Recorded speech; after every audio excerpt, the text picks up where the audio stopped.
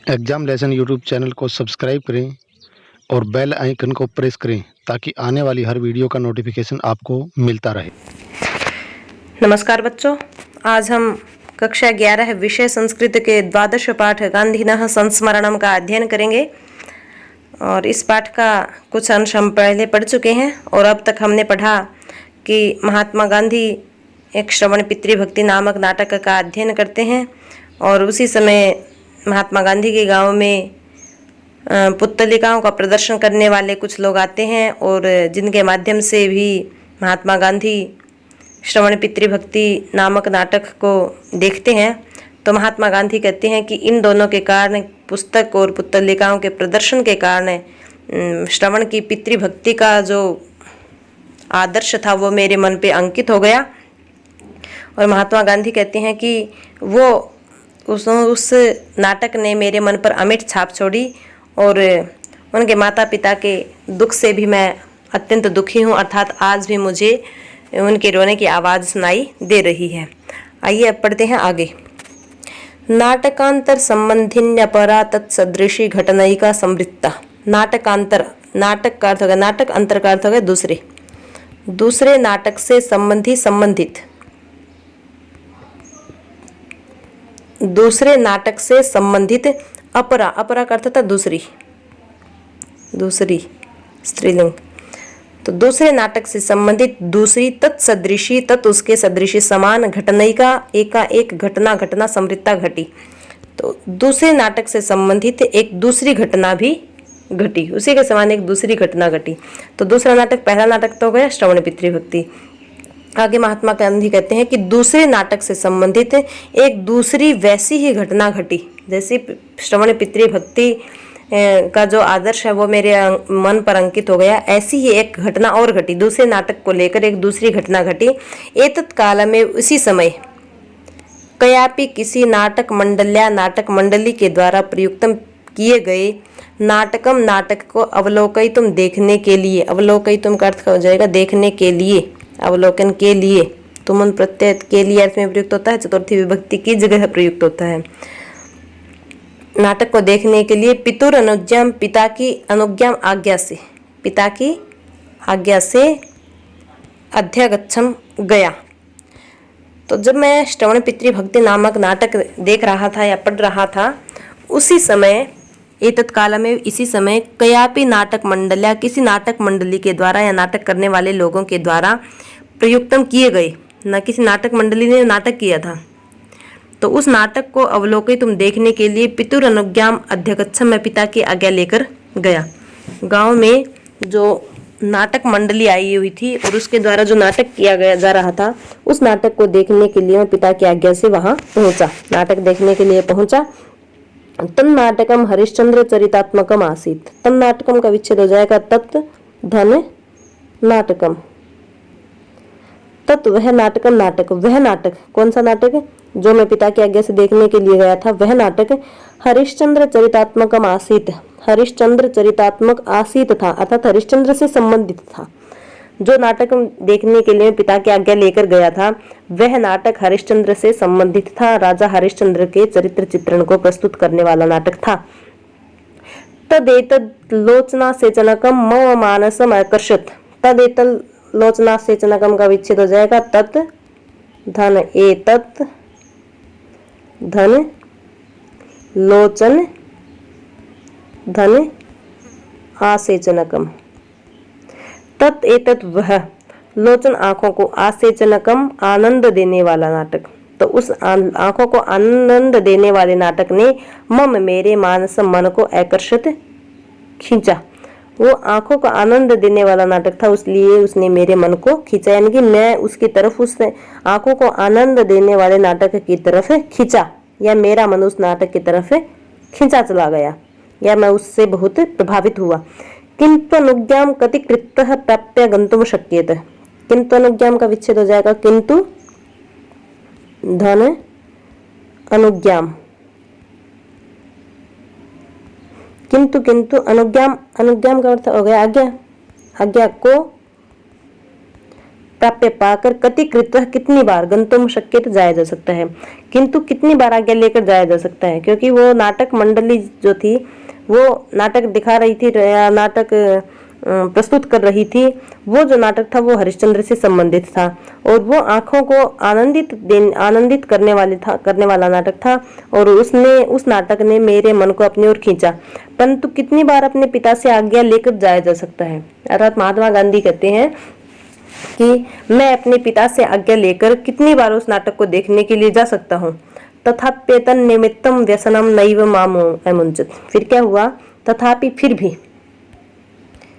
भी तथापि के बाद बचेगा यहाँ एतत् धन निमित्तम, तथापि फिर भी एतत् निमित्तम इससे संबंधित व्यसन, व्यसन का अर्थ होता है आदत, लत, तो इससे संबंधित व्यसनम आदत ने नैव नहीं माम मुझे अमुंचत छोड़ा, परंतु फिर भी इससे संबंधित जो मेरी आदत थी उसने मुझे नहीं छोड़ा। किससे संबंधित, नाटक देखने से संबंधित जो मेरी आदत थी उसने मुझे नहीं छोड़ा।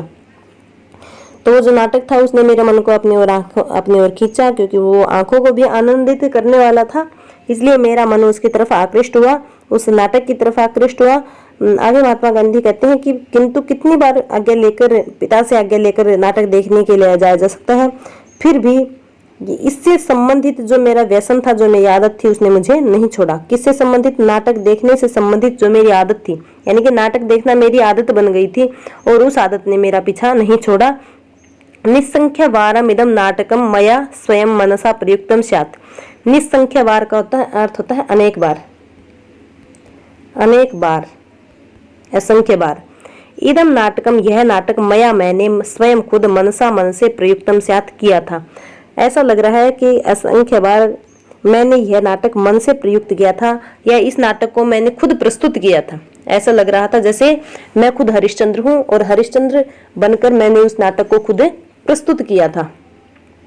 हरिश्चंद्रेणेव सर्वैरपि कस्मात् सत्यविद्भिर्न भवितव्यम। और महात्मा गांधी कहते हैं कि मेरे मन में भी प्रश्न उठने लगे कि हरिश्चंद्रेण इव, हरिश्चंद्र के इव का अर्थ था समान, हरिश्चंद्र के समान, सर्वै ही सभी, अपि भी सभी लोग, हरिश्चंद्र के समान सभी, कस्मात किस लिए, सत्यवद भी होता है सत्यवादी, सत्यवादी, न नहीं भवितव्यम होते, कि हरिश्चंद्र के समान सभी लोग किस लिए सत्यवादी नहीं होते,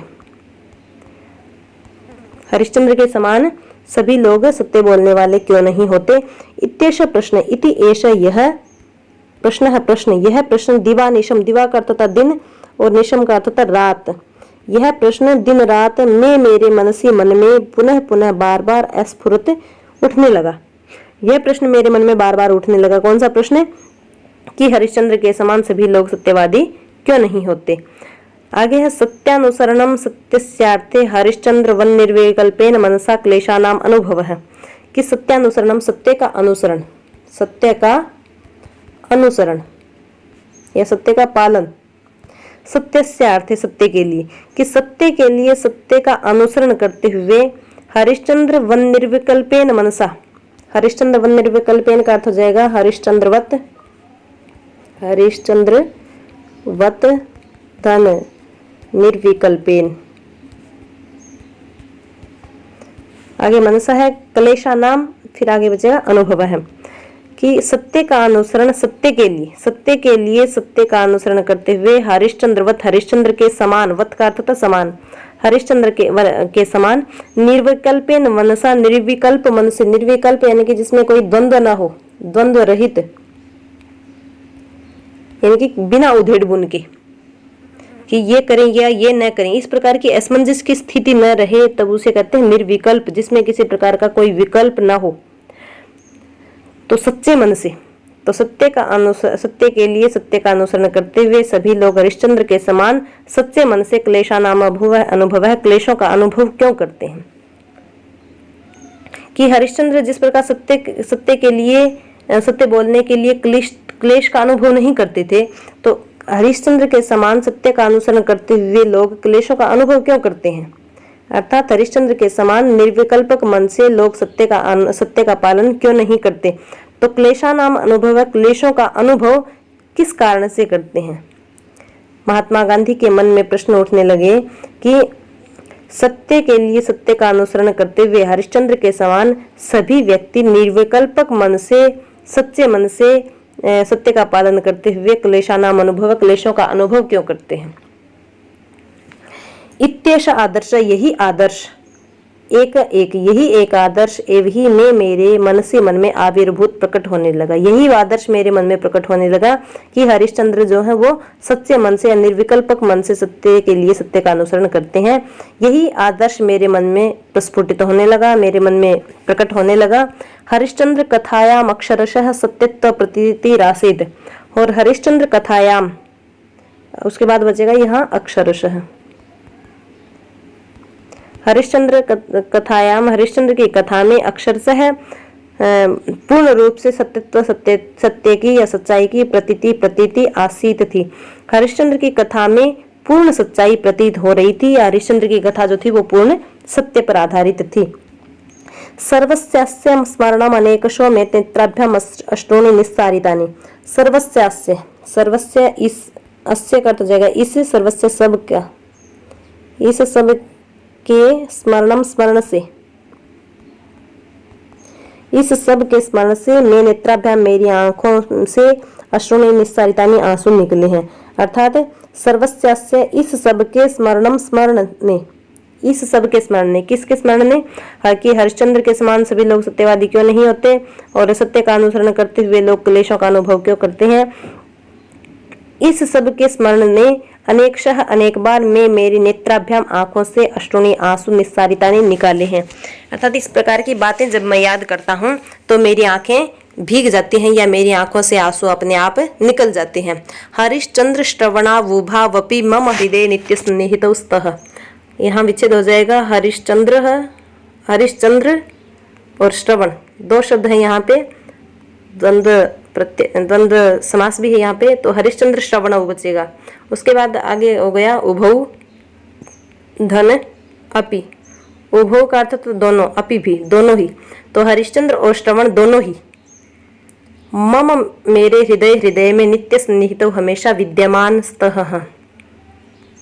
हरिश्चंद्र और श्रवण दोनों मेरे हृदय में हमेशा विद्यमान है या हमेशा स्थित रहते हैं। अद्यापि आज भी तन नाटक पाठेन, तन नाटक उस नाटक के पाठेन पढ़ने से, महात्मा गांधी कहते हैं कि उस नाटक के पढ़ने से आज भी पूर्ववन में हृदयम, पूर्ववन का में का विच्छेद हो जाएगा पूर्ववत धन में, पूर्ववत पहले की तरह, में मेरा हृदयम, हृदय पहले की तरह मेरा हृदय विलीयते डूब जाता है,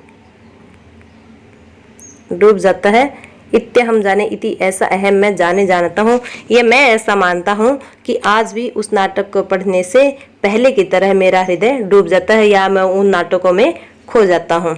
किन नाटकों में? हरिश्चंद्र नामक नाटक और श्रवण पितृभक्ति नामक नाटक को जब मैं पढ़ता हूँ तो पढ़ने से मुझे लगता है कि मेरा हृदय पहले की तरह है डूब गया है। पहले जिस प्रकार मैं पूर्ण मनोयोग से उन नाटकों को देखता था, पढ़ता था, उसी प्रकार जब मैं आज नाटक पढ़ता हूँ तो भी मुझे लगता है कि मेरा हृदय मानो डूबा जा रहा है, ऐसा मैं मानता हूँ या ऐसा जानता हूँ। इसी के साथ हमारा पाठ पूर्ण हुआ, और मेरा आपसे अनुरोध है कि आप इस पाठ को अच्छे से समझने के लिए नीचे शब्दार्थ दिए हैं, उन शब्दार्थों को देखकर और इन वीडियो को दोबारा देखकर सुनकर अपनी शंकाओं का निराकरण करें।